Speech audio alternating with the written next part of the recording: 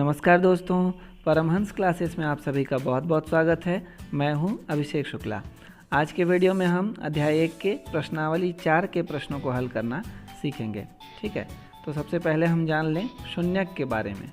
ठीक, तो किसी बहुपद का शून्यक चर का वह मान है जिसके लिए बहुपद का मान हो जाए शून्य।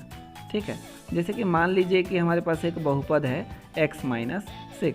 ठीक है, अब यहाँ पे x के जगह अगर हम 6 रख दें, 6 रख दें, तो बहुपद का वैल्यू क्या हो जाएगा? शून्य। तो हम कह सकते हैं कि 6 दिए गए बहुपद का शून्यक है।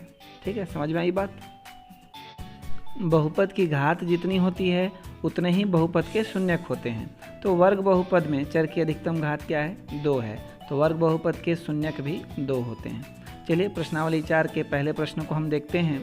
दिया है नीचे ax का वर्ग धन bx धन c रूप के कुछ द्विघातीय बहुपदों के शून्यक दिए गए हैं, तब बहुपदों के गुणनखंड लिखिए।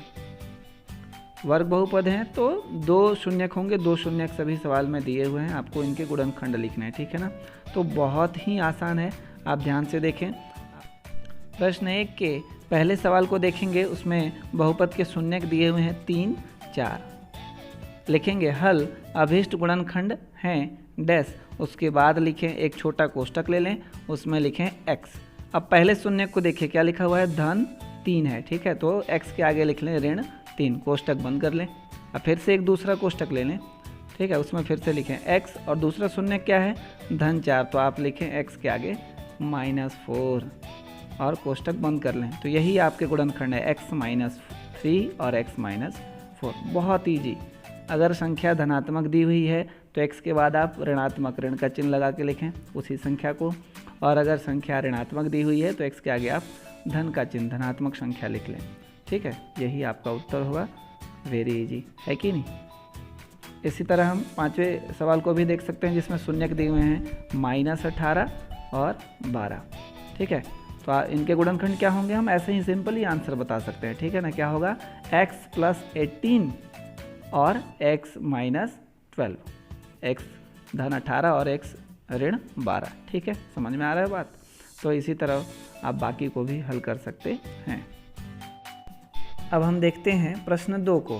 प्रश्न है निम्नलिखित बहुपदों के शून्यकों का योगफल एवं गुणनफल ज्ञात कीजिए। ठीक है, तो जब बहुपद दिया रहेगा तो उसके शून्यकों का योगफल और गुणनफल ज्ञात करने के लिए सूत्र है भाई। तो सूत्र क्या है? शून्यकों का योगफल बराबर ऋण b/a तथा शून्यकों का गुणनफल बराबर c/a। चलिए हल करके देखते हैं। लेते हैं पहला बहुपद। बहुपद है x का वर्ग धन 10x धन 24। लिखते हैं हल दिया गया बहुपद है x² + 10x + 24। नीचे हम लिखेंगे मानक वर्ग बहुपद ax का वर्ग धन bx धन c से तुलना करने पर।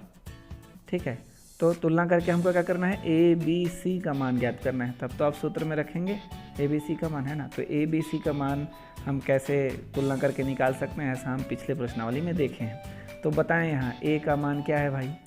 x वर्ग का गुणांक यहाँ कुछ भी नहीं दिखाई दे रहा है, मतलब a का मान है 1। ठीक है, और b का मान क्या है? x का गुणांक आपको दिखाई दे रहा है सीधा सीधा +10 धन 10, है ना। और c का वैल्यू क्या है? 24। अब शून्यकों का योगफल निकालना है तो हम नीचे लिखेंगे, इसलिए शून्यकों का योगफल बराबर -b/a। फार्मूला को लिख लें। अब b और a का मान इस फार्मूला में रख दें, तो नीचे लिखेंगे बराबर ऋण b का मान क्या है? 10, तो ऋण के आगे 10 और बटे में a का मान कितना है? 1, तो 1 लिख लें। तो हमारे पास हो गया ऋण 10/1।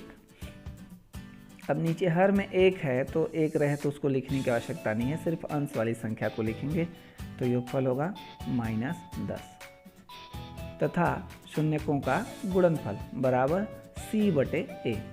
अब यहाँ पे c और a का मान रखें, तो c का मान है 24, a का मान 1, तो क्या होगा? 24/1।